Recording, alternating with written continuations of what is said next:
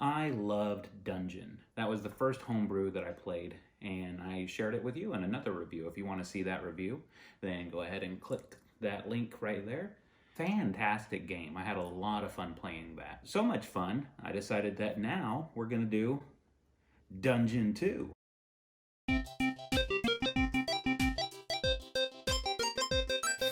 Just a reminder, this is not a walkthrough, this is not a speed run. I've never played this before. We're gonna plug this in and try it together for the first time. So this is really exploration, it's discovery, and it's reaction. Just like getting a new game at Toys R Us, opening it up for the first time, not knowing anything about it. The only thing you knew is what you saw in the back of the box and the cover art. Plug it in, first reaction, oh my God, what do I do? Where do I go? Just a good old-fashioned gameplay. So one cool thing about Dungeon is I totally love the art. The cartridge art, the manual art, it's so good. David Weevil developed this game and Dave Dries did all the packaging design, so well done. So this is Dungeon 2, Solstice. 3 objects in the game. The Key of Mist is a legendary mystical key that can open anything, and we'll need it to get into the Temple of the Crow. There's an owl. If you find the owl and pick him up, he'll become your traveling companion. You may use him to attack in combat situations. That's kind of cool. Mistletoe. Retrieve this and return to the Grove of Megaliths, where we began the game. This will cause the sun to rise and nature to return to normal. The Crow, a mysterious race of half-man, half-bird necromancers, has stolen a sacred bough of mistletoe from the ancient stone triangle. It is the mystic key to keeping nature in balance. The creatures are different, so we have a wolf, a dark fairy, a goblin, and the crow. Once we get the mistletoe, we have to make our way back up to the beginning of the game. Very curious by this picture right here how the gameplay is going to be. It looks like it's going to be a little bit different. So on the original Dungeon you can see only the square you were in at the time, and this one looks like it has some surrounding squares that you can see also, much like a limited Ultima style screen. You're also able to select your character for the game. You can be a wizard, a fairy, or a warrior. Then there's healing. If you return to the Grove of Megaliths, the old gods will restore your hit points and spell points to the maximum. So go back to the beginning of the game and you'll get all your hit points and spell points back, but you can only do that once. Every time we try a homebrew, we have a brew, and today we're gonna have one of my very favorites, Arrogant Bastard Ale by Stone Brewery. Cheers. I will never get tired of that beer. Let's drink beer and play some video games. Time to jump into Dungeon 2.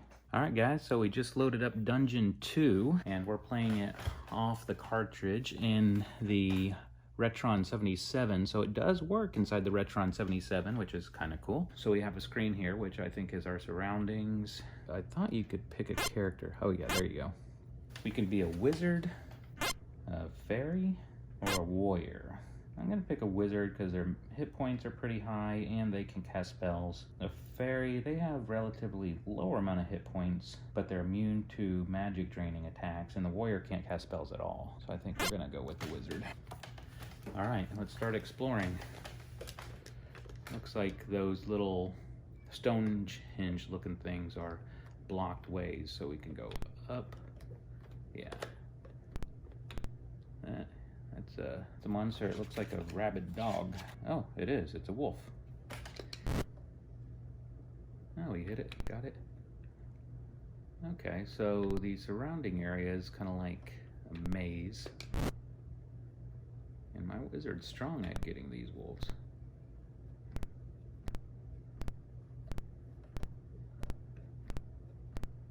Oh, there's a castle, but I can't go in it. Missed. See if we can cast something. Oh, got him with a spell.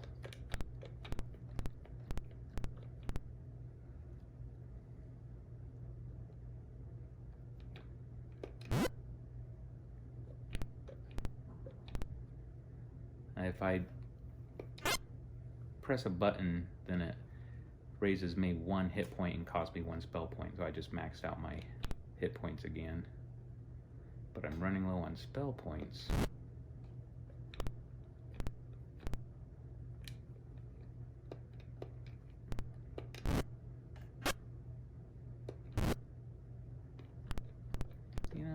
go back to that castle I saw. Oh, you know what that is? Those are the monoliths or whatever. That's where you got to take the mistletoe back to. Yeah, the Grove of Megaliths. That's what that is. That's the Grove of Megaliths.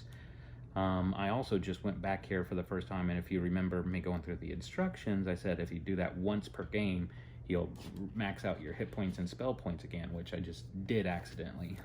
I'm maxed out again, but I can't come back and take advantage of that again. Oh, there's a fairy.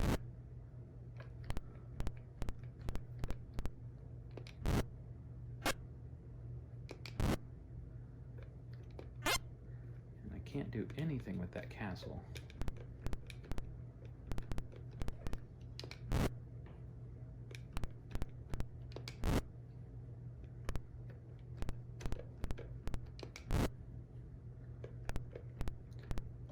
Ah, there we go. Key. You know, one thing I like about this more than the original dungeon is the monsters seem a little bit easier, so they keep popping up and we're just able to plow through them a little bit quicker, which I appreciate that. Now look at that. I also like that you can see a little bit around the surrounding area as you walk around, you know, more like a overview dungeon crawler type game. So you get a little bit more of a bird's eye view, where on the original dungeon you were just room by room.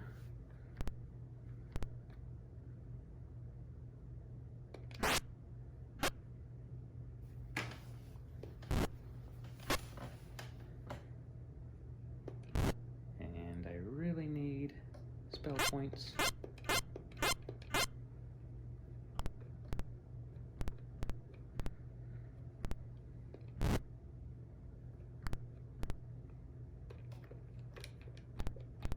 Dead end.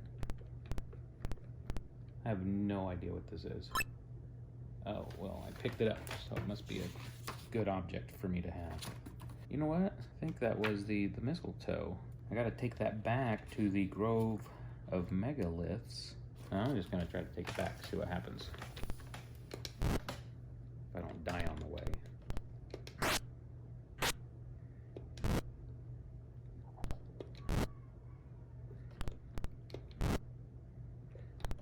Definitely like my odds against these monsters a little bit better.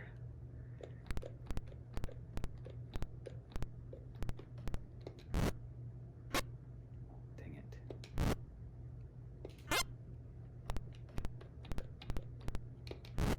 Got 6 hit points left, no spell points. And I can't find my... There we go. Hey, I think I just won the game. Look at that. That was fairly easy. So that castle we went into, the Tower of Crow, I guess.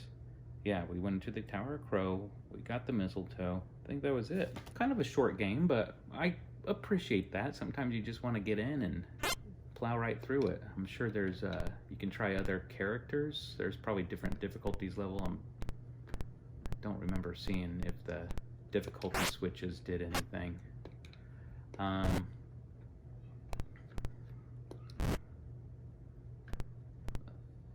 But solid game for the Atari 2600. This is more of an RPG style game that you would expect in later generations, and being done on the 4K cartridge even is more impressive.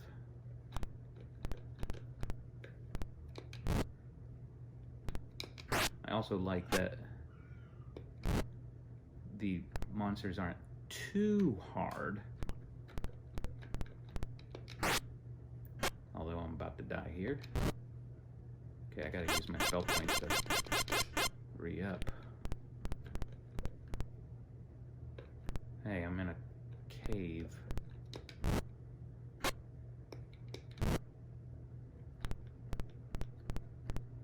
Let me fur back. Oh, that's the owl.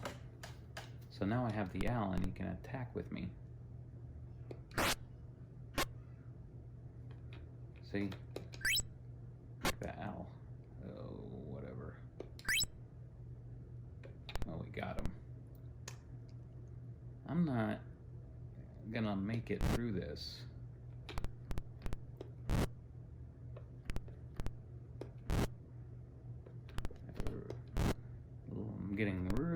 lucky here, but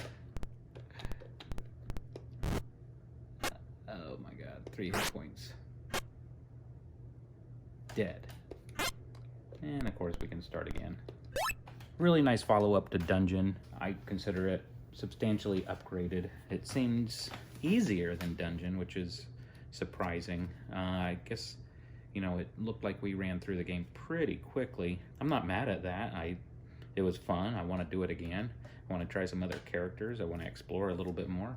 Super, super, super impressed with the quality of the game. Highly recommended. I have not had a homebrew from AtariAge.com yet that I have been disappointed with, so keep them coming. I say go to AtariAge.com, get you some homebrews, support the homebrew community, because they're really cranking out some quality stuff here. I'm gonna give this game a 9 out of 10. Really enjoyed it. I think it's incredibly impressive dungeon crawler on the 2600.